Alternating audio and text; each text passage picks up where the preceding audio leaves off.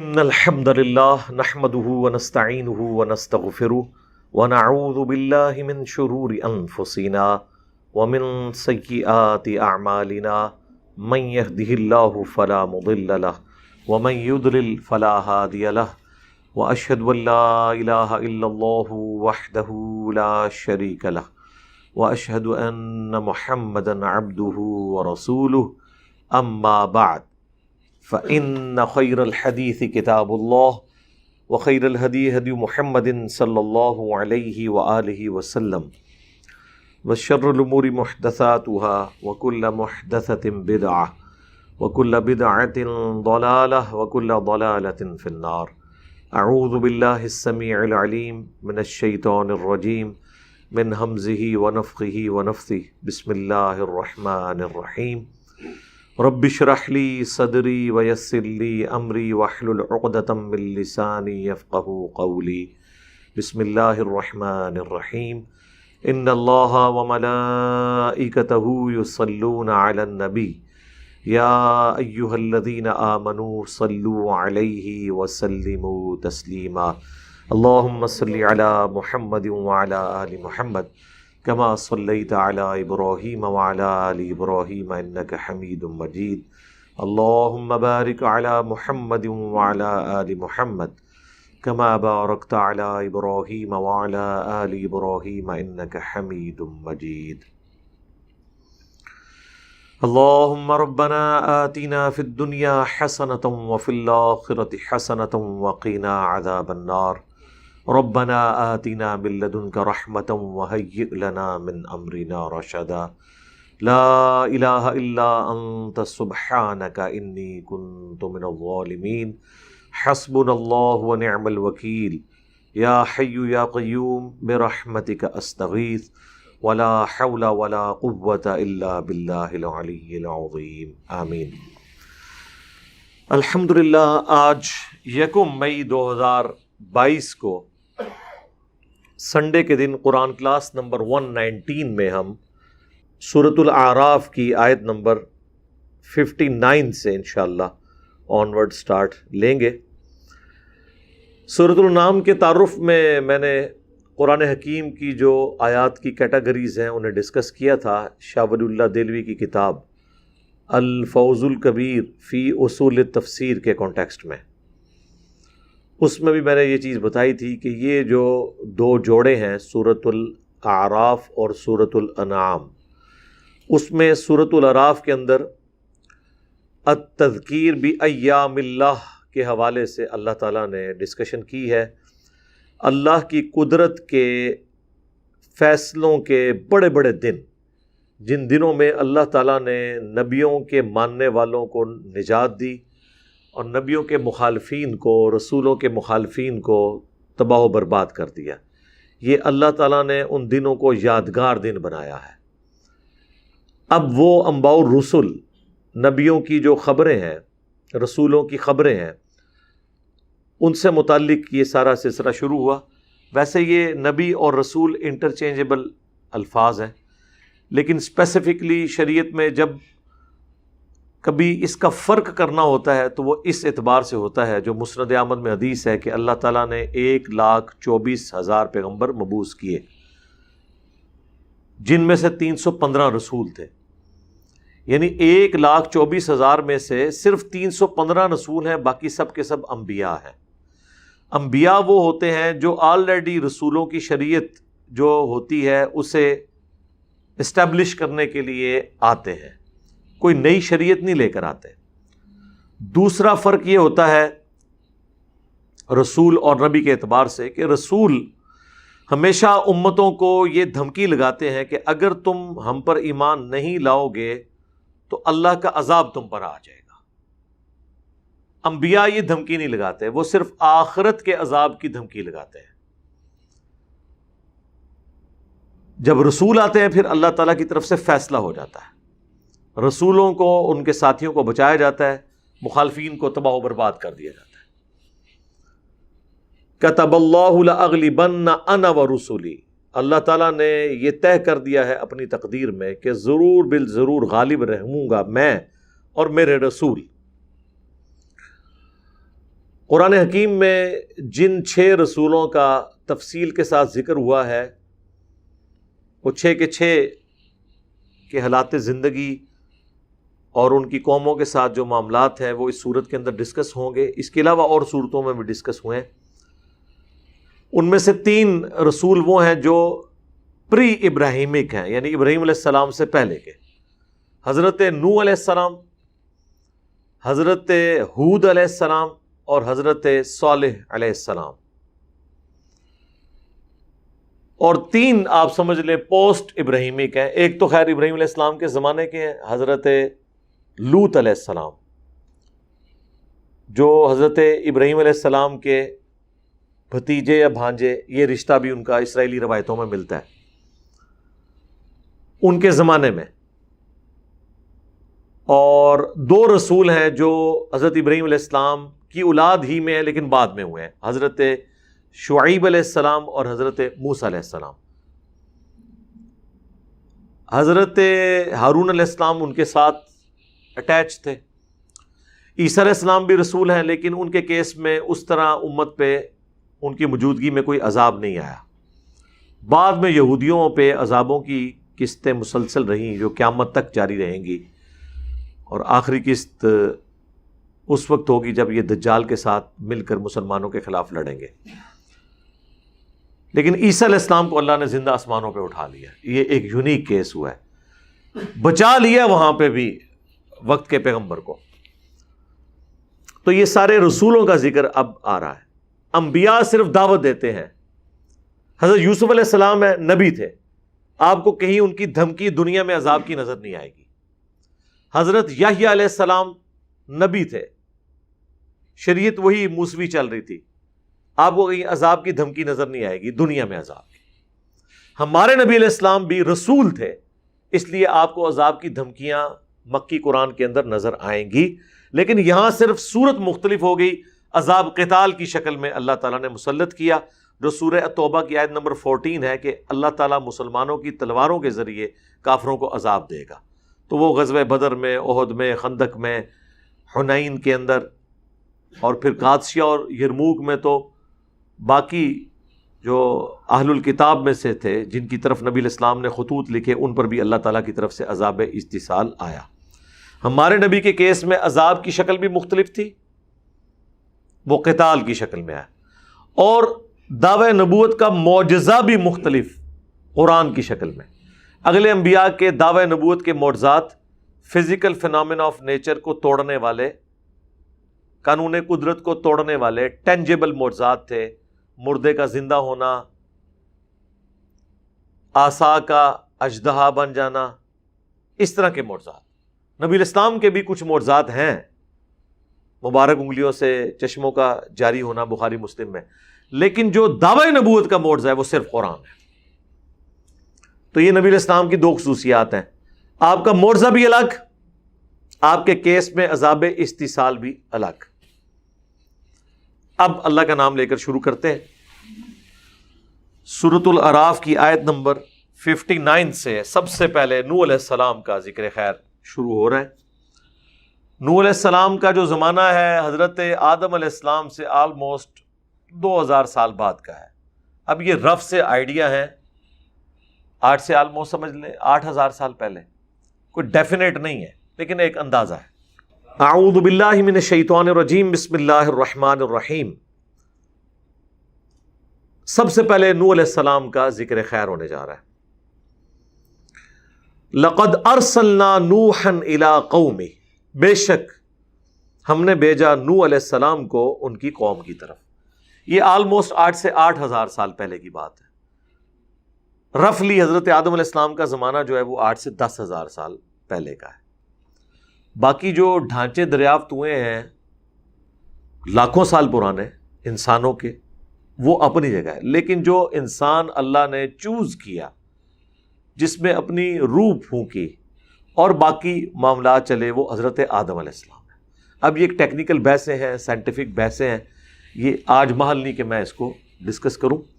آپ یوٹیوب کے اوپر میری ایک ویڈیو ایوولوشن کے پوائنٹ آف ویو سے دیکھ لیں، میں نے اس میں کچھ چیزیں ڈسکس کی ہیں. بے شک ہم نے بھیجا نوح علیہ السلام کو ان کی قوم کی طرف، فقالا، تو انہوں نے کہا یا قوم اعبدوا اللہ، اے میری قوم عبادت کرو اللہ کی۔ تمام رسول یہی بات کرتے تھے۔ وَلَقَدْ بَعَثْنَا فِي كُلِّ أُمَّةٍ رَسُولًا، اور بے شک ہم نے ہر امت میں کوئی نہ کوئی رسول بھیجا، ان اعبدوا اللہ واجتنبوا الطاغوت، کہ عبادت کرو اللہ کی اور طاغوت کی نفی کرنی ہے، اللہ کے مقابلے پہ جتنی بھی ہستیاں ہیں ان کی نفی کرنی ہے۔ اور عبادت ٹوٹل اوبیڈینس کا نام ہے محبت کے ساتھ۔ ایک ہے اطاعت، اطاعت ہے صرف حکم ماننا، وہ جبرن بھی ہو سکتی ہے۔ ایک ہے دل کے ساتھ ایکسپٹ کرتے ہوئے اطاعت اختیار کرنا، اگر وہ اللہ کے کیس میں ہو تو وہ عبادت کہلاتی ہے، اگر رسول کے کیس میں ہو تو وہ اتباع کہلاتی ہے۔ تو عبادت میں ہر وہ چیز آ جائے گی جو اللہ تعالیٰ نے حکم دی ہے، اور ہر وہ چیز آ جائے گی جس چیز سے اللہ نے منع فرمایا ہے۔ یہ جنرل عبادت کا رول ہے، یعنی ٹوٹل اوبیڈینس کرو۔ ما لکم من الہ غیرہ، تمہارا کوئی معبود نہیں ہے سوائے اس کے، یعنی معبود ہونے کا تقاضا ہے کہ اسی کی اوبیڈینس کرنی ہے، اور اگر نہیں کرو گے انی اخاف علیکم عذاب یوم عظیم، بے شک مجھے خوف ہے تم پر اس بڑے دن کے عذاب کا۔ یہ وہی ہے ایام اللہ، اللہ کے بڑے بڑے جو دن تھے، جس دن اللہ نے فیصلے کیے قوموں کو ہلاک کرنے کے۔ ظاہر ہے جی ایک انسان کو مارنا ہی ایک بہت بڑا فیصلہ ہے، اور جب انسانیت کا ایک بہت بڑا گروہ تباہ کر دیا جائے، کبھی سمندری طوفان کے ذریعے، کبھی چنگھاڑ کے ذریعے، کبھی زلزلے کے ذریعے، کبھی پتھروں کی بارش کے ذریعے، کبھی تیز آندھیوں اور ہواؤں کے ذریعے، کبھی آسمان سے بجلی گرا کے، یہ سارے عذابات ہیں جو نقل ہوئے ہیں۔ تو یہ ظاہر ہے اللہ کے فیصلے کے بہت بڑے دن ہیں، یہ کوئی ایسے دن نہیں ہے جنہیں ہم بھلا دیں۔ قال الملأ من قومی، تو جب حضرت نوح نے یہ دعوت بلند کی تو ان کی قوم کے جو سردار تھے، سب سے پہلے ان کی دم پہ پاؤں آیا۔ کیوں؟ رسول چونکہ لیڈر ہوتا ہے، لوگ اس کے ساتھ جذباتی طور پہ بھی ایفیلیٹڈ ہوتے ہیں، اس کے لیے جان دینے کے لیے تیار ہو جاتے ہیں۔ دنیاوی سردار تو صرف جسموں کے اوپر حکومت کرتے ہیں، رسول جو ہے وہ دلوں پہ حکومت کرتے ہیں۔ تو سب سے بڑا خطرہ ان سرداروں کو لگ جاتا ہے کہ ان کی سرداری چھن جائے گی۔ وہ پیغمبروں کو ایک اور سردار کی نظر سے، ایک اور لیڈر کی نظر سے دیکھ رہے ہوتے ہیں کہ ہماری سرداری اب سٹیک پہ لگ گئی، اب یہ بڑا سردار بن جائے گا۔ حالانکہ پیغمبروں کا مقصد یہ نہیں ہوتا، وہ تو آخرت اورینٹڈ ہوتے ہیں، اللہ کا تعارف کروانے آئے ہوتے ہیں۔ چونکہ وہ اللہ تعالیٰ کے چنے ہوئے بندے ہوتے ہیں، اس لیے اللہ تبارک و تعالیٰ انہیں یہ بھی ایک ریوارڈ کے طور پر عطا فرماتا ہے کہ لوگ ان کے ساتھ دلی طور پر اٹیچ ہو جاتے ہیں، انہیں لیڈرشپ بھی مل جاتی ہے، ان کی سرکردگی میں جہاد اور قتال والا معاملہ بھی ہوتا ہے۔ تو قوم کے سرداروں کے کان پہلے کھڑے ہو جاتے ہیں کہ یہ تو اب کچھ اور ہونے لگا ہے، تو سب سے پہلے وہ مخالف ہوتے ہیں۔ جس طرح آج بھی آپ کوئی حق کی آواز بلند کریں نا، تو اس آواز کے اگینسٹ پہلے مولوی کھڑے ہوں گے، اگر وہ دینی طبقے سے بلند ہو رہی ہے۔ اگر پالیٹکس کی کیٹیگری میں ہو رہی ہے تو پولیٹیشین کھڑے ہو جائیں گے، یا ریاستی اداروں کے کان کھڑے ہو جائیں گے کہ یار یہ کوئی بندہ پاپولر لیڈر تو نہیں بننے جا رہا، تو وہ فوراً اس کے خلاف کاؤنٹر نیریٹو کھڑا کریں گے، ایک نیچرل چیز ہے۔ تو ان کی قوم کے سرداروں نے کہا اِنَّا لَنَرَاكَ فِي ضَلَالٍ مُبِينٍ، بے شک اے نوح ہمیں تو یہ لگتا ہے کہ تو کھلی گمراہی میں، اندازہ کرو، یعنی خود گمراہی پر ہیں، اور وہی جس طرح یہاں پہ بھی گستاخی کا فتویٰ، بے دین ہونے کا فتویٰ، یہودی ایجنٹ ہونے کا فتویٰ، قرآن و سنت کے دشمن ہونے کا فتویٰ، یعنی جو کچھ وہ خود ہوتے ہیں نا وہی فتوے دوسروں پہ لگا دیتے ہیں، انہیں پتہ ہوتا ہے کہ یہ کام کر جائیں گے۔ قال یا قومی لیس بی ضلالہ، تو انہوں نے جواباً کہا اے میری قوم میں کوئی گمراہ نہیں ہوں، وَلَكِنِّي رَسُولٌ مِّن رَّبِّ الْعَالَمِينَ، بلکہ میں تو رسول ہوں تمام جہانوں کے پروردگار کی جانب سے. اور کس کام کے لیے آیا ہوں؟ ابلغکم رسالات ربی، تاکہ میں پہنچا دوں اپنے رب کا پیغام تمہارے تک جو اللہ نے مجھے دیا ہے. وَأَنصَحُ لَكُمْ، اور تمہیں نصیحت کروں. وَأَعْلَمُ مِنَ اللَّهِ مَا لَا تَعْلَمُونَ، اور میں اللہ کی طرف سے وہ کچھ جانتا ہوں جو تم نہیں جانتے. کیا جانتا ہوں؟ ظاہر غیبی خبریں آتی ہیں. اللہ تعالیٰ نے وہ کامل الایمان لوگ بنائے تھے.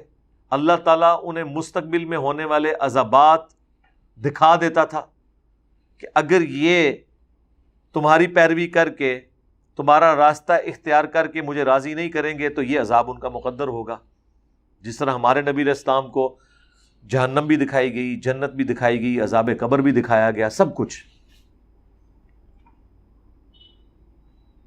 اور اس کی وجہ سے آپ کا ایمان اللہ تعالیٰ نے مضبوط کیا. تو رسولوں کو یہ ساری خبر ہوتی ہے کہ ساری کی ساری چیزیں جو ان امتوں کے ساتھ ہونے والی ہیں انکار کی شکل میں، اس لیے وہ اسی پیشن کے ساتھ ڈراتے ہیں. اب جس نے یہ عذاب نہیں دیکھا ہوا وہ تو سمجھے گا کہ پتہ نہیں یہ ہوتا بھی ہے کہ نہیں ہوتا، اور کبوتر کی طرح آنکھیں بند کرنے کی ہی کوشش کرے گا.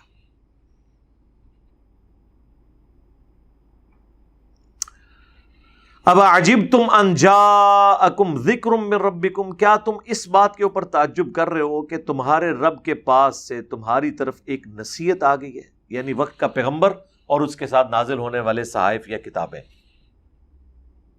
علی رجل منکم، ایک مرد کے اوپر جو تمہیں میں سے ہے. لینذرکم، تاکہ وہ تمہیں ڈر سنائے. اللہ کی ملاقات جو ہونے والی ہے، accountability of the day of judgment, قیامت کے دن جو جواب دہی کا دن ہے، اس دن کے حوالے سے. وَلِتَتَّقُوا، تاکہ تم ڈر سکو. وَلَعَلَّكُمْ تُرْحَمُونَ، اور تاکہ تم پر رحم کیا جائے. جو ڈر جائے گا اس پہ رحم خود بخود ہی ہو جائے گا. ڈر جائے گا تو اس کی زندگی پھر اپنی مرضی کی نہیں ہوگی. دنیا میں جو شخص اپنی مرضی کی زندگی گزارے گا، آخرت پھر اللہ کی مرضی کی ہوگی. اور جو اللہ کی مرضی کی زندگی گزارے گا، آخرت اس کی اپنی مرضی کی ہوگی. تو قرآن میں آیا کہ ہر وہ نعمت ہے جو تم خواہش کرو گے، یعنی تمہاری مرضی. فَكَذَّبُوهُ، بس انہوں نے اسے جھٹلا دیا. فَأَنْجَيْنَاهُ، تو اللہ نے نجات دے دی انہیں، یعنی نوح علیہ السلام کو. وَالَّذِينَ مَعَهُ، اور ان کے ساتھیوں کو. اچھا آپ دیکھیں گے انبیاء کرام کے لیے اور ان کے ساتھیوں کے لیے اللہ تعالیٰ جب اکٹھا ذکر کرے گا تو ہمیشہ ذکر کرے گا وَالَّذِينَ مَعَهُ. ہمارے نبی علیہ السلام کے لیے ہے محمد رسول اللہ وَالَّذِينَ مَعَهُ. لیکن جو صحابی کی ٹرم ہے نا، یہ زیادہ عام ہو گئی. حالانکہ قرآن جس ٹرم سے بھرا پڑا ہے نا، وہ ہے وَالَّذِينَ مَعَهُ، جو لوگ ایمان لے کر آئے ان کے ساتھ. شاید یہ لمبی تھی ٹرم، صحابی ایک مختصر لفظ تھا، اس لیے اس سے زیادہ پروموشن مل گئی. ورنہ قرآن کی ٹرم جو زیادہ ہے نا وہ یہی ہے وَالَّذِينَ مَعَهُ، جو ایمان لے کر آنے والے تھے ان کے ساتھ. اس طرح سے کئی ایک ٹرمنالوجیز عام ہو جاتی ہیں. نبی کا لفظ زیادہ استعمال ہوتا ہے، رسول بہت کم استعمال ہوتا ہے. ہم ذکر کرتے ہیں، کیا کہتے ہیں؟ انبیاء کرام. ویسے نبی اور رسول انٹرچینجبل الفاظ ہیں، لیکن آپ دقت نظر سے دیکھیں تو رسول وہ ہوتا ہے جو دھمکی لگاتا ہے، اور نبی صرف دعوت پیش کرتا ہے. اس کی اور مثالیں بھی موجود ہیں. مؤمن اور مسلم. مسلم وہ ہے جو سر تسلیم خم کرے، اللہ کو، رسول کو، آخرت کو مان لے. مؤمن وہ ہے جو اللہ اور رسول کی مان لے. لیکن عموماً مسلم اور مومن یہ انٹرچینجبل الفاظ ہیں. ایک تیسرا جوڑا بھی ہے، جہاد اور قتال. عموماً ہم جہاد ہولی وار کو، ہولی جنگ کو کہتے ہیں، لیکن قرآن کی ٹرم میں جو دعوت و تبلیغ کا کام ہے یہ بھی جہاد ہے. فَلَا تُطِعِ الْكَافِرِينَ وَجَاهِدْهُمْ بِهِ جِهَادًا كَبِيرًا. آپ نے کافروں کی اطاعت نہیں کرنی، کوئی پرواہ نہیں کرنی ان کی، اور قرآن کے ذریعے بڑا جہاد کرنا ہے. اب یہ مکی آیت ہے، سورۃ الفرقان کی. لیکن جو میدان جنگ میں آپ کھڑے ہوتے ہیں نا، اس جہاد کے لیے اسپیسیفکلی جو لفظ استعمال ہوتا ہے وہ قتال ہوتا ہے، لیکن عموماً یہ انٹرچینجبل الفاظ ہیں. یہاں تک کہ امام بخاری نے تو وہ جو حدیث ہے نا کہ میری امت کا ایک گروہ قیامت تک حق کی خاطر قتال کرتا رہے گا، اس کے اوپر باب باندھا ہے ہوا اہل العلم، یہ اہل علم ہو گئے. امام بخاری علم کے ساتھ جہاد کرنے کو بھی قتال سمجھتے ہیں. ویسے ہے قتال ہی ہے، علمی جہاد کرنے کے اوپر کیا صحیح العقیدہ علماء کو قتل نہیں کیا گیا امت میں؟ حضرت امام ابو حنیفہ کو زہر کا پیالہ نہیں پینا پڑا، حضرت امام نسائی کو شہید نہیں کیا گیا، امام مالک کو کوڑے نہیں کھانے پڑے، امام احمد بن حنبل کو عباسی خلفاء کی طرف سے آئی ہوئی تکلیف کا سامنا کیا نہیں کرنا پڑا؟ تو انہوں نے کوئی تلوار تو نہیں اٹھائی ہوئی تھی، علم کی تلوار تھی. اور سر علم کی تلوار وہ ہے جو ٹوٹتی نہیں ہے، نہ اسے زنگ لگتا ہے، نہ یہ پرانی ہوتی ہے. دیکھ لیں ابھی تک موجود ہے جی. جنگیں لڑنے والوں کی تلواریں تو شاید ایک آدھ آپ کو کسی عجائب گھر میں مل جائے، لیکن جنہوں نے علمی تلواریں تھیں جن کے پاس، وہ ٹیبلوں پہ سجی ہوئی ہیں گھر گھر میں. اور سارا ثواب ان لوگوں کو ہو رہا ہے جو صحیح مسلم کی حدیث ہے کہ میت کو 3 اعمال کا ثواب ملتا ہے: صدقہ جاریہ، علم کی بات، اور نیک اولاد جو دعا کرتی ہے. تو علم کی بات جن لوگوں نے لکھی ہے، کیا ان کو ثواب نہیں مل رہا؟ یقیناً مل رہا ہے. تو والذین معہ، یہ اہل ایمان جو انبیاء کے ساتھ ہوتے تھے، صحابہ کے لیے یہ ٹرم قرآن میں استعمال ہوئی ہے. لیکن ہم چونکہ ایک صحابی کا لفظ ایک ہو گیا، اسی طریقے سے آپ دیکھیں قرآن کی ٹرم تھی مؤمن اور مسلم، لیکن مسلمانوں کی ٹرم ہے سنی اور شیعہ، حنفی اور شافعی. دیکھ لیں قرآن کی ٹرمز چھوڑ دی. شیعہ ایک سٹیپ آگے گئے، انہوں نے اپنے جو فرقے کے لوگ ہیں انہیں مومن کہنا شروع کر دیا. وہ آپ کہتے ہیں مومنین، وہ ٹرم یہ استعمال کر رہے ہوتے ہیں. اچھا شیعہ کے ہاں عموماً صحابہ کرام کے لیے والذین معہ کی ٹرم بھی استعمال ہوتی ہے. اچھا اس سے پتہ چل گیا یہ لفظ جو ہے ما ہے، ساتھ.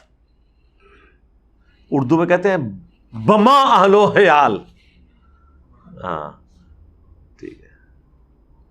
تو یہ وہ اسی طریقے سے ہو جاتا ہے جس طرح ماہ رمضان کے مہینے کے روزے. بھائی ماہ رمضان بول لیا، مہینے کا لفظ بولنے کی ضرورت نہیں ہے. ماہو ساتھ ہونا، اس کے ساتھ با دوبارہ لگانے کی ضرورت نہیں ہے. تو نجات دی اللہ نے نوح علیہ السلام کو، والذین معہ ان کے ساتھیوں کو، فی الفلک کشتی کے اندر. اب یہ تفصیل کے ساتھ ذکر سورہ ہود کے اندر باقی صورتوں میں آئے گا، یہاں مختصر ذکر ہو رہا ہے. وَأَغْرَقْنَا الَّذِينَ كَذَّبُوا بِآيَاتِنَا، اور غرق کر دیا اللہ تعالیٰ نے ان کو جو ہماری آیات کو جھٹلایا کرتے تھے، ہم نے انہیں غرق کر دیا.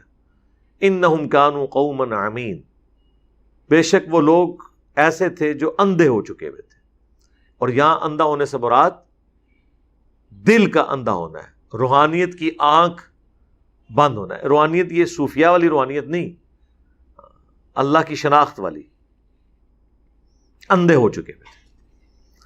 اچھا اب یہ سیم ملتے جلتے الفاظ آپ کو نا تمام رسولوں کے لیے ریپیٹ ہوتے نظر آئیں گے، اس لیے میں اتنی تفصیل سے بات نہیں کروں گا. میں اس پورشن میں کافی تفصیل کے ساتھ بول چکا ہوں.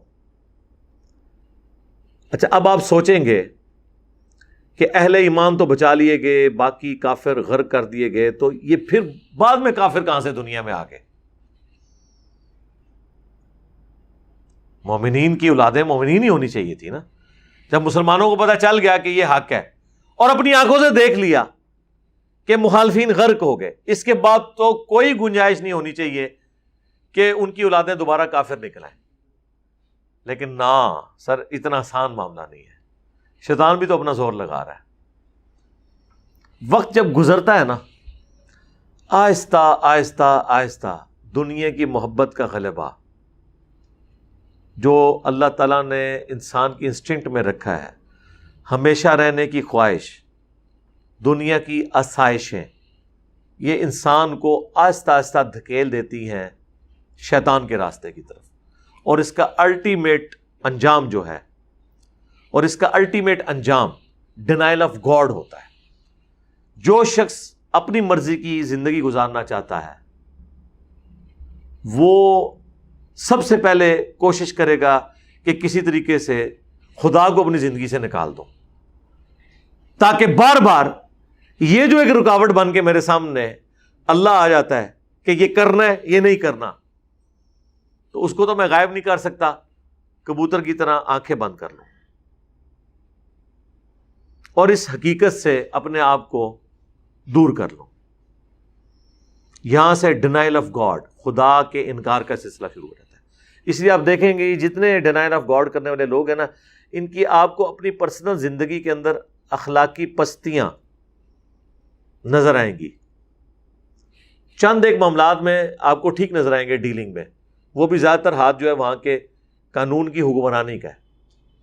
باقی ذاتی لیول پہ جب بھی ان کو موقع ملے گا، سرکار آج بھی اگر 1 منٹ کے لیے بجلی بند ہو جائے نا امریکہ میں، تو کتنے سٹورز کے اندر چوریاں ہو جاتی ہیں۔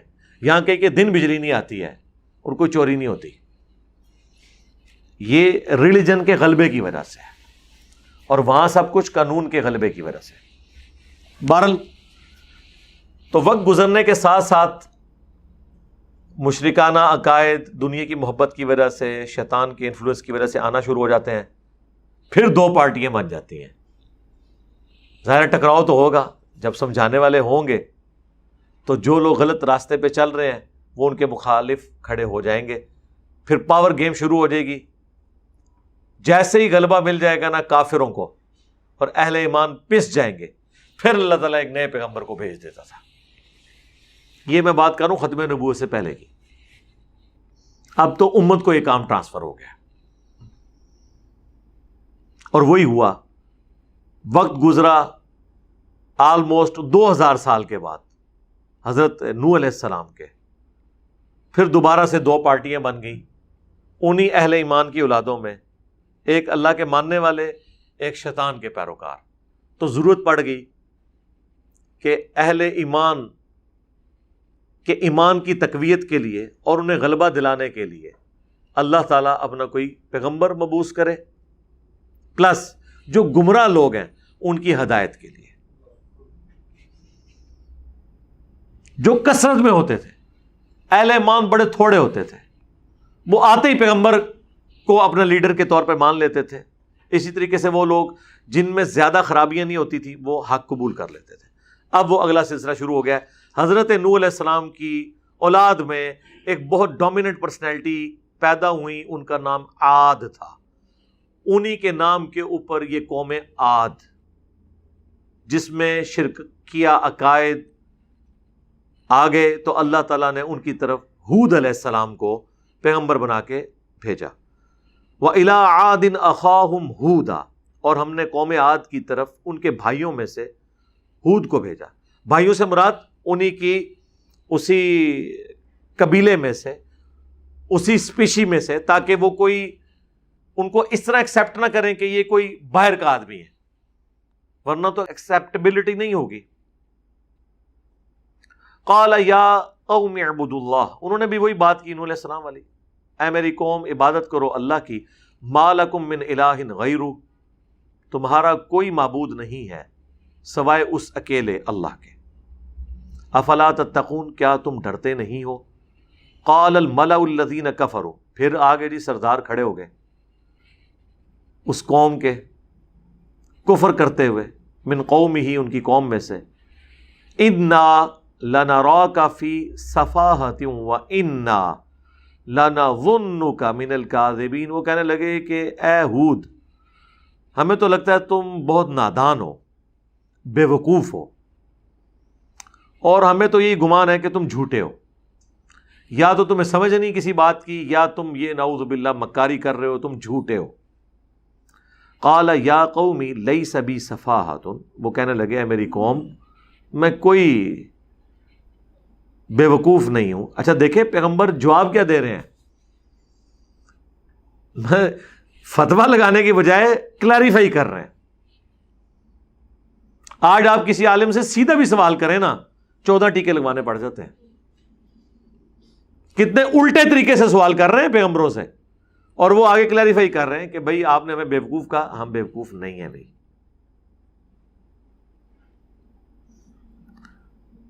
وَلَٰكِنِّي رَسُولٌ مِّن رَبِّ الْعَالَمِينَ, بلکہ میں تو رسول ہوں اس رب کی طرف سے جو سارے جہانوں کا پالنے والا ہے. اُبَلِّغُكُمْ رِسَالَاتِ رَبِّي, اور ڈیوٹی کیا ہے میری, تاکہ میں پہنچا دوں تمہارے تک میرے رب کا پیغام. وَأَنَا لَكُمْ نَاصِحٌ أَمِينٌ, اور میں تمہارا خیر خواہ ہوں اور بڑی دیانتداری سے اللہ کا پیغام, اس کی دھمکی تمہارے تک پہنچا رہا ہوں. اب عجبتم ان جاءکم ذکر من ربکم, کیا تمہیں اس بات کے اوپر تعجب ہوا ہے کہ تمہارے رب کی طرف سے تمہارے پاس نصیحت کی بات آ گئی ہے. علی رجل منکم, ایک ایسے مرد پہ جو تم ہی میں سے ہے. لینذرکم, تاکہ وہ تمہیں ڈر سنائے. یہ وہی الفاظ ہیں جو نوح علیہ السلام کے تھے, لیکن اب ایک چیز ایڈ ہو گئی ہے عبرت کے طور پر. یہ ہے کانٹے کی بات. وَاذْكُرُوا إِذْ جَعَلَكُمْ خُلَفَاءَ مِن بَعْدِ قَوْمِ نوح, یاد کرو اس وقت کو کہ جب قوم نوح کے اوپر عذاب آیا تھا تو اللہ نے کافروں کو ہلاک کرنے کے بعد تمہیں زمین پر اپنا خلیفہ بنایا تھا. یعنی اس وقت تو سارے تم لوگ مومن تھے. وہ وقت یاد کرو کہ نوح علیہ السلام پر ایمان لانے والے جو بچائے گئے تھے وہ تم ہی تھے نا, تمہارے باوجداد. اور اللہ نے تمہیں زمین پر بسایا تھا قوم نوح کے تباہ ہونے کے بعد ان کے اہل ایمان جو 78 لوگ تھے ان کو. وَزَادَكُمْ فِي الْخَلْقِ بَسْطَةً, اور بڑھا دیا تمہیں اللہ تعالیٰ نے جسمانی لحاظ سے, قد و قامت کے اعتبار سے, یعنی طاقت دے دی. فَاذْكُرُوا آلَاءَ اللَّهِ لَعَلَّكُمْ تُفْلِحُونَ, تو یاد کرو اس اللہ کو, اس کی نعمتوں کو, تاکہ تم کامیاب ہو سکو. یہ تھوڑی نعمت تھی کہ تمہارے آباء و اجداد ایمان کی وجہ سے بچائے گئے, آج تم ان کی نسلیں کفر اختیار کر رہے ہو, تو اللہ تعالیٰ کی اس نعمت کو یاد کرو. قالوا اجئتنا لنعبد اللہ وحدہ, تو کہنے لگے کیا تم ہمارے پاس اس لیے آئے ہو کہ ہم اکیلے اللہ کی عبادت کریں. وَنَذَرَ مَا كَانَ يَعْبُدُ آبَاؤُنَا, اور ہم چھوڑ دیں ان ہستیوں کو جن کی عبادت پہ ہم نے اپنے آباء و اجداد کو پایا ہے. یعنی ہم اپنے بزرگ بابوں کو چھوڑ دیں, یعنی ہم یہ کہنا شروع کر دیں کہ باب شاہی کوئی نہیں. فَأْتِنَا بِمَا تَعِدُنَا إِن كُنتَ مِنَ الصَّادِقِينَ, اگر تو سچا ہے نا تو لے آ وہ عذاب جو تو ہمیں وعدہ دیتا ہے, اگر تو سچا ہے تو. اب ظاہر ہے کہ عذاب لانا تو پیغمبر کے اختیار میں نہیں ہوتا, پیغمبر تو صرف دعوت دیتا ہے. اللہ ڈیسائیڈ کرتا ہے کہ اس قوم کا ٹائم کب پورا ہوگا, وہ پیغمبر کو بھی نہیں بتایا جاتا. ورنہ تو ظاہر ہے پیغمبر کے لیے بھی وقت گزارنا مشکل ہو جائے. مجھے بتائیں نوح علیہ السلام کو اگر اللہ تعالیٰ بتاتا کہ 950 سال کے بعد یہ سب کچھ ہونا ہے, وہ 950 سال تو ان کے لیے 9,500 سال بن جانے تھے, کیونکہ انتظار کا تو ایک ایک لمحہ کتنا مشکل ہوتا ہے. ہمیں کوئی بتاتا کہ جی آپ کی یہ دعوت کو جو عروج ہے 2021-22 میں جا کے ہوگا, 2008 میں جب کام شروع کیا تھا تو یہ 14 سال جو ہے یہ 1400 سال کے برابر ہوتے ہیں ہمارے لیے. انسان فوراً رزلٹ اورینٹیڈ ہوتا ہے نا. ابھی تو انشاءاللہ بہت منازل باقی ہیں انشاءاللہ تعالی. تو اس لیے اللہ تعالیٰ اس کا فیصلہ جو کرتا ہے وہ پیغمبروں کو یا دین کا کام کرنے والوں کو نہیں بتاتا. صحابہ کو نہیں پتا تھا کہ یہ دین کا غلبہ حضور کی زندگی میں ہونا ہے یا بعد میں ہونا ہے. اسی لیے تو حضرت عمر نے تلوار اٹھا لی تھی حضور کی وفات کے اوپر, کیونکہ وہ سمجھتے تھے کہ ابھی رومن اور پرشین امپائر گری نہیں ہے اور اللہ کے نبی کا وعدہ ہے. قرآن میں اللہ نے وعدہ کیا ہے هو الذی ارسل رسولہ بالہدی ودین الحق لیظہرہ علی الدین کلہ. تو انہوں نے یہی اجتہاد کیا جس طرح موسیٰ علیہ السلام 40 دن کے لیے کوہ طور پہ گئے تھے, پھر واپس آ گئے تھے, تو نبی علیہ السلام بھی واپس آ جائیں گے. اور یہ تو ان کو بالکل نہیں پتا تھا کہ میں بھی خلیفہ بنایا جاؤں گا اور میرے دور خلافت کے اندر یہ سب کچھ ہوگا، جب تک ہو نہیں گیا۔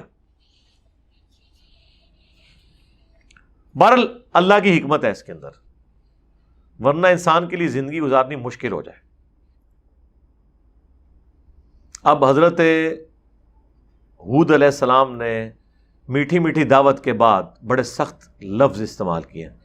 قال، فرمایا اللہ کہ اس پیغمبر نے، قد وقع علیکم من ربکم رجس وغضب، بے شک تمہارے اوپر تمہارے رب کی طرف سے گندگی اور غضب ہو چکا ہے، یعنی یہ تمہارے دماغ کی گندگی ہے اور تم پر اللہ کا غضب ہے کہ تم وقت کے پیغمبر کی دعوت کو قبول نہیں کر رہے، جبکہ ایک پریسیڈنٹ سیٹ ہے، تمہیں پتہ ہے کہ پہلے عذاب ہوا تھا کافروں کو۔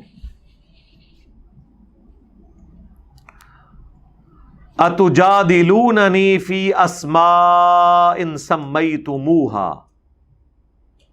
کیا تم ان ناموں کی بنیاد پہ جھگڑ رہے ہو جو رکھ لیے ہیں تم نے وآباؤکم، اور تمہارے آباء و اجداد نے، ان ناموں کے اوپر لڑ رہے ہو۔ جس طرح آج ہم لوگوں کہیں گے قرآن میں یہ لکھا ہے، حدیث میں لکھا ہے، وہ سیدھا کہتے ہیں جی آپ داتا صاحب کو نہیں مانتے، ہاں آپ غریب نواز کے منکر ہیں، آپ غوث پاک کو نہیں مانتے، تو ان کے آگے بھی یہی آیت پڑھا کریں آپ، جسے فٹ اسے گفٹ۔ کیا تم ان ناموں کے ساتھ ہمارے ساتھ جھگڑا کر رہے ہو جو تم نے اور تمہارے آباء و اجداد نے رکھ لیے ہیں؟ ما نزل اللہ بہا من سلطان، اللہ نے ان کی کوئی سند نازل نہیں کی۔ اچھا، ان بزرگوں کی بھی کوئی اللہ نے سند نازل کی ہے؟ پڑھتے ہیں قرآن سے، الا ان اولیاء اللہ لا خوف علیہم ولا هم یحزنون، نام ان کے لینے شروع کر دیتے ہیں، اور یہ تو قرآن کے بعد آئے ہیں۔ قرآن کے زمانے کے اولیاء تو صحابہ اور اہل بیت ہیں۔ نہیں جی وہ سلسلہ قیامت تک جاری ہے، قیامت تک جاری ہے، تو پھر آپ کا فرقہ کون سا ہے؟ جی میں بریلوی ہوں، تو پھر یہ اشرف تھانوی صاحب بھی وہ ولی اللہ ہی ہے نا؟ اور نہیں جی نہیں، مریض الامت ہے،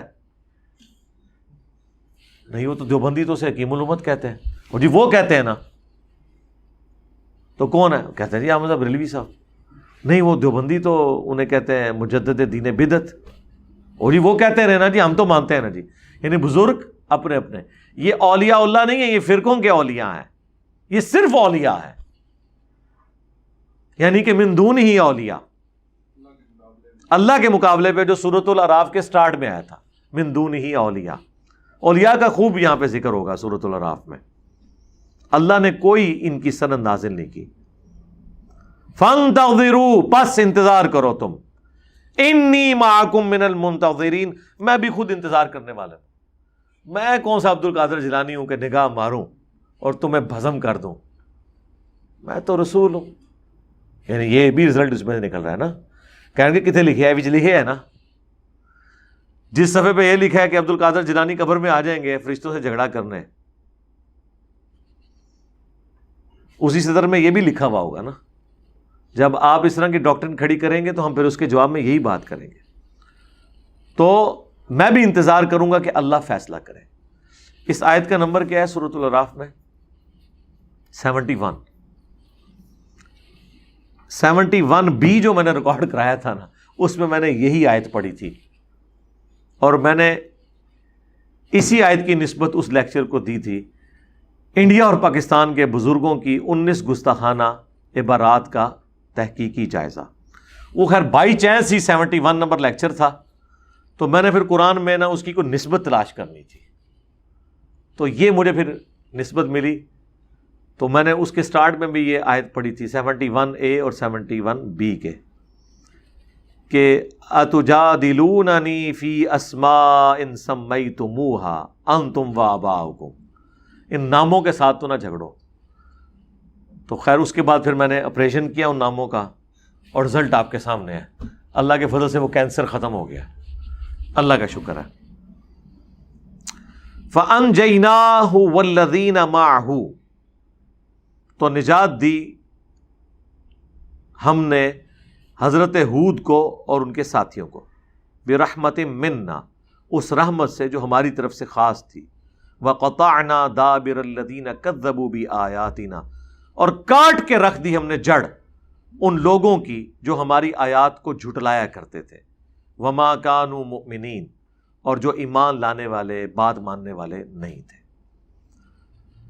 اللہم احسن عاقبتنا فی الامور کلیہا واجرنا من خزی الدنیا وعذاب الآخرہ، رضیت باللہ ربا وبالاسلام دینا وبمحمد نبیا، اللہم من احییتہ منا فاحیہ علی الاسلام ومن توفیتہ منا فتوفہ علی الایمان، آمین۔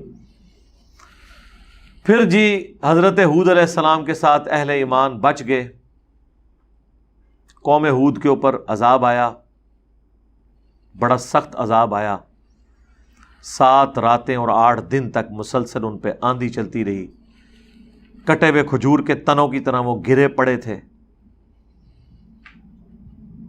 کیسے وہ لاشیں بکھری پڑی ہوئی تھیں ان کی۔ اہل ایمان بچ گئے۔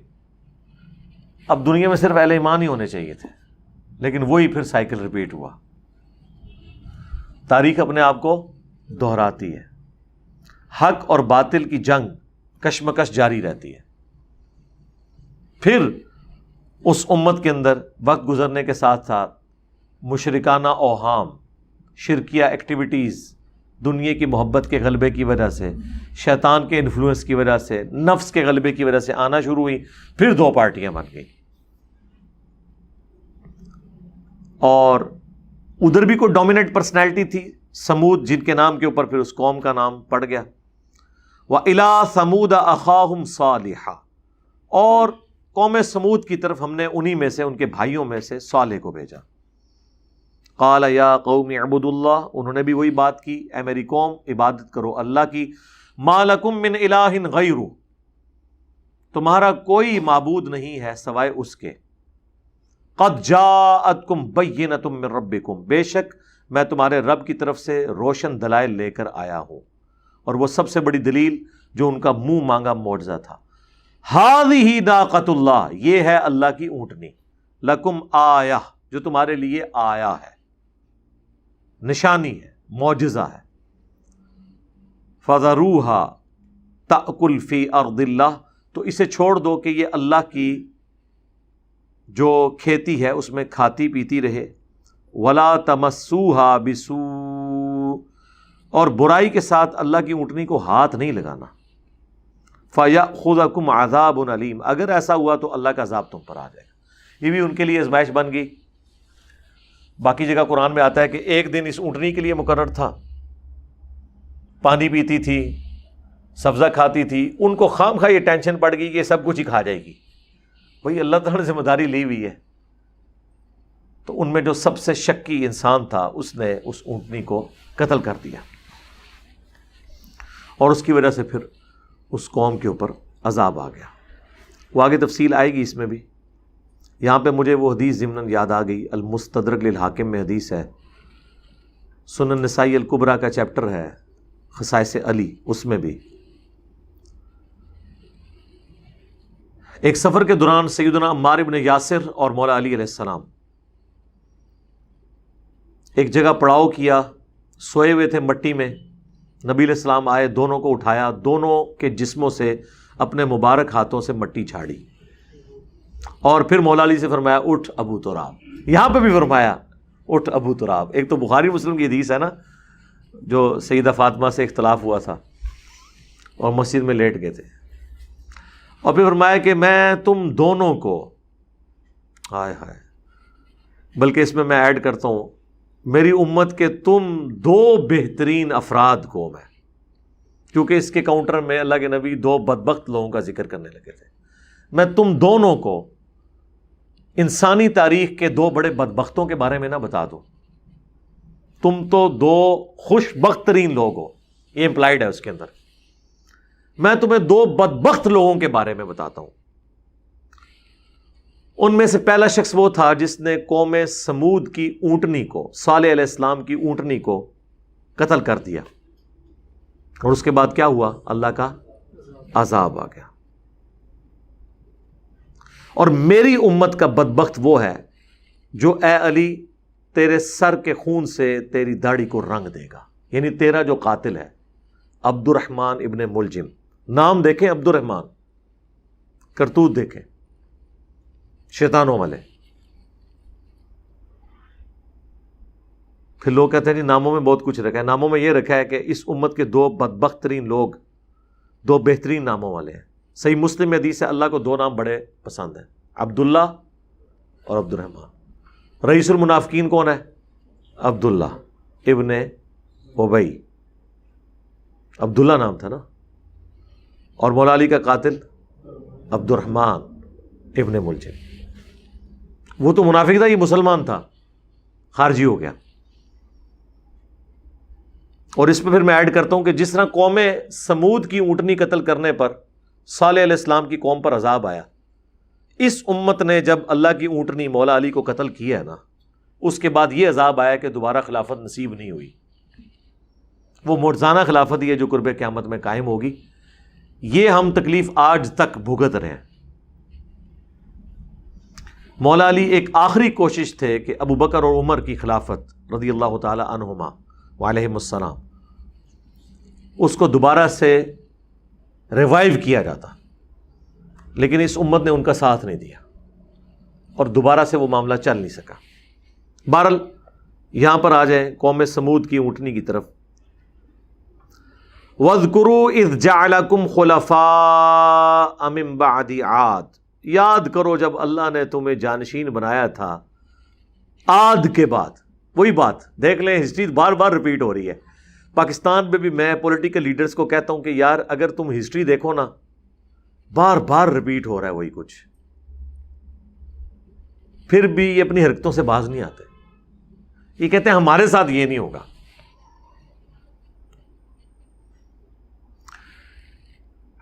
ایوب جو ہے وہ بھٹو کو اوپر لے کے آیا.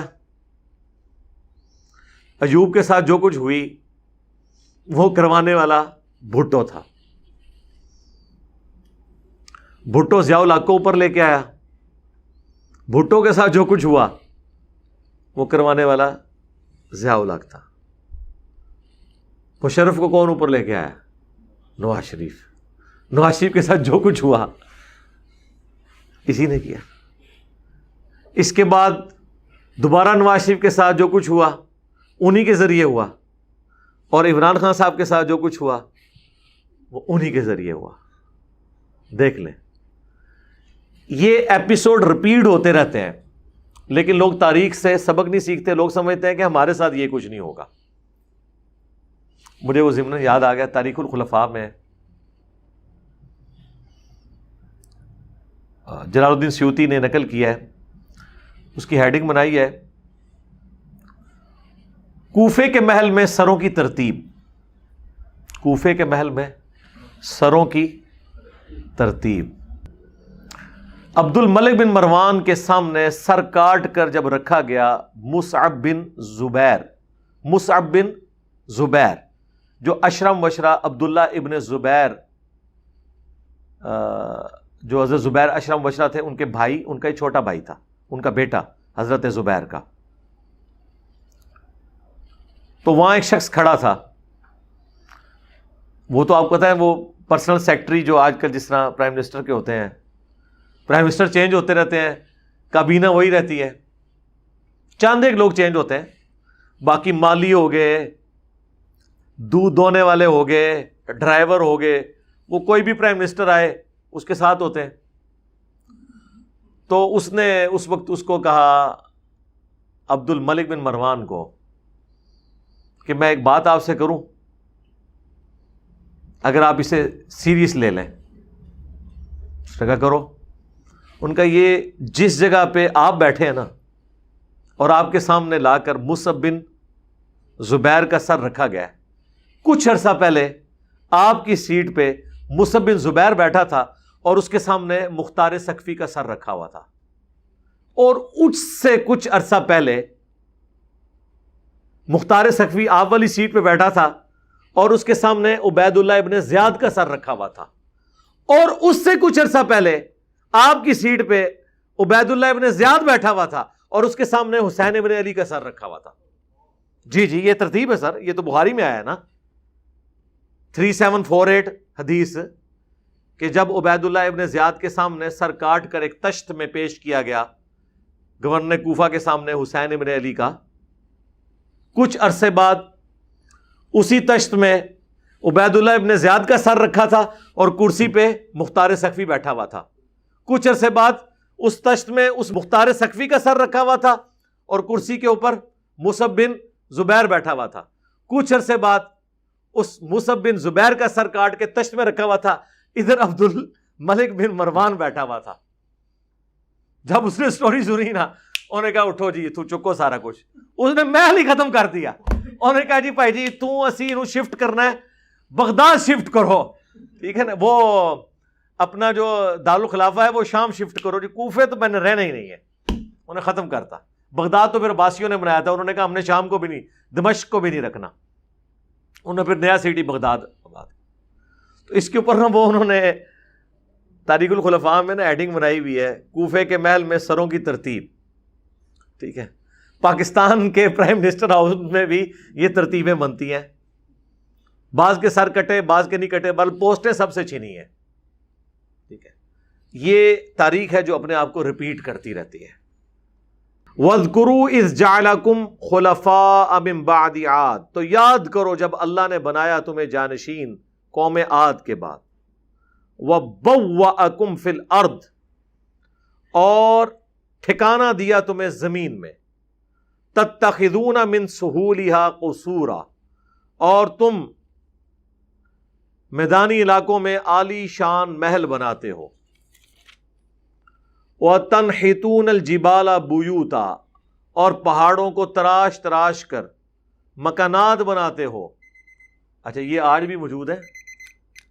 وہ پچھلے دنوں ہمارے وہ نادر علی بھائی بھی گئے ہوئے تھے وہاں، انہوں نے وہاں سے ویلاگ بنایا ہے.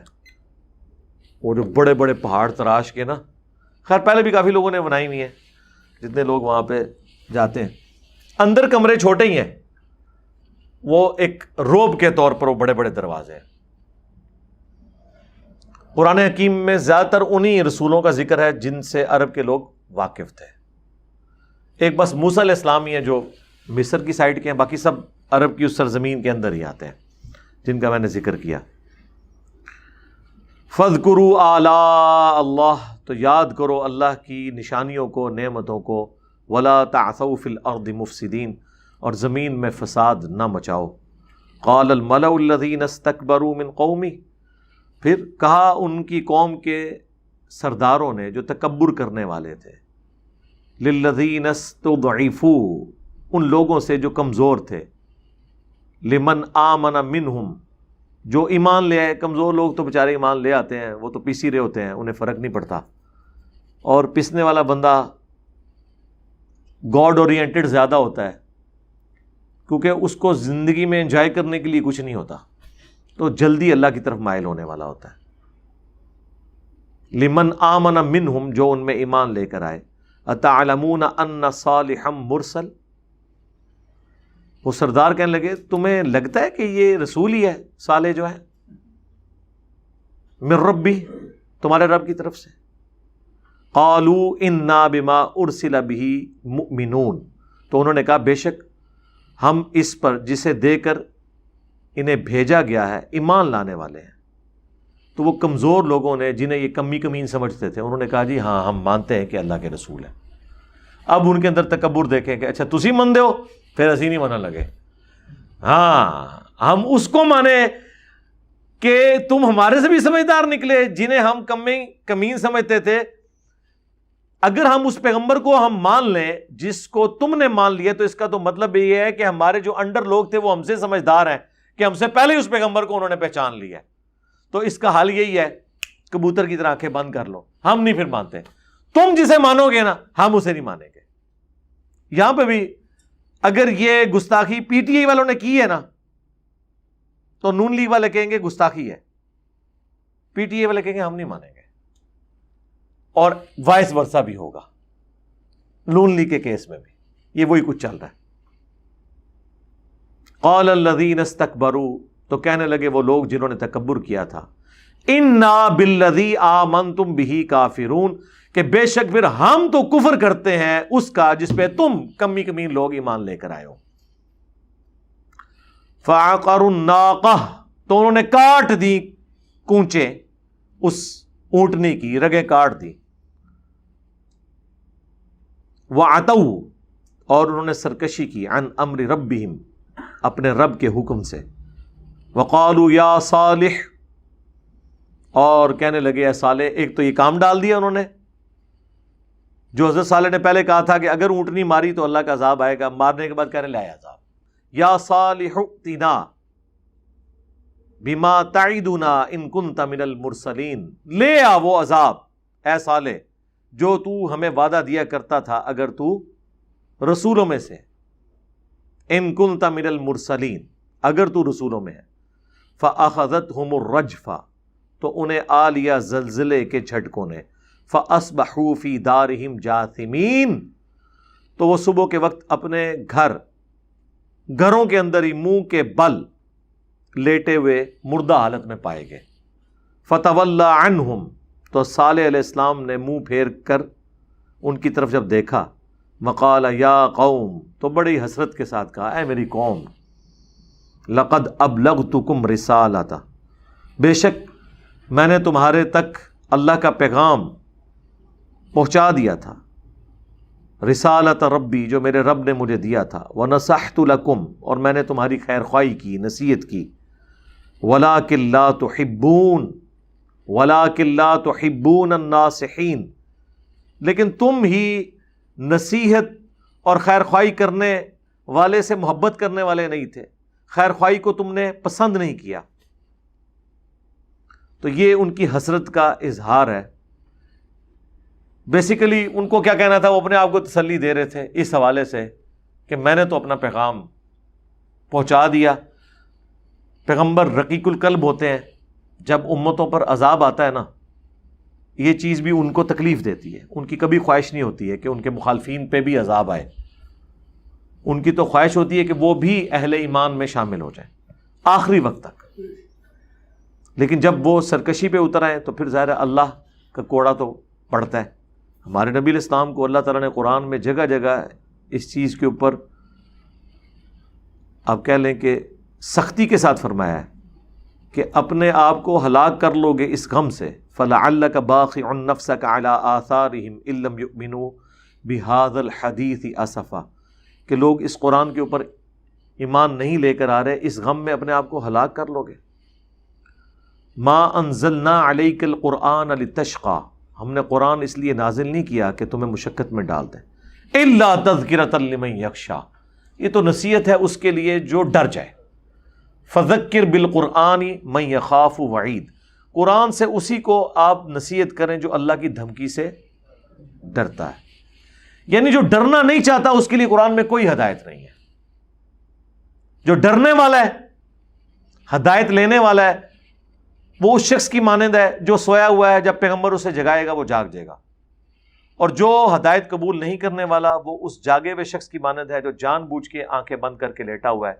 اس کو سارے آ کے جھنجھوڑیں، وہ ہوں کرے گا، اٹھے گا نہیں، کیونکہ اس کی نیت اٹھنے کی نہیں ہے. اللہم اہدنا الصراط المستقیم صراط الذین انعمت علیہم غیر المغضوب علیہم ولا الضالین آمین.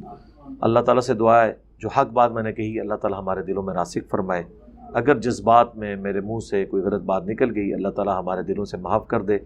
ہمیں کتاب و سنت کی تعلیمات پر عمل کر کے دوسرے بھائیوں تک پہنچانے کی توفیق عطا فرمائے. سبحانک اللہم و بحمدک، اشہد ان لا الہ الا انت، استغفرک و اتوب الیک، وما علینا الا البلاغ المبین. جزاکم اللہ خیرا.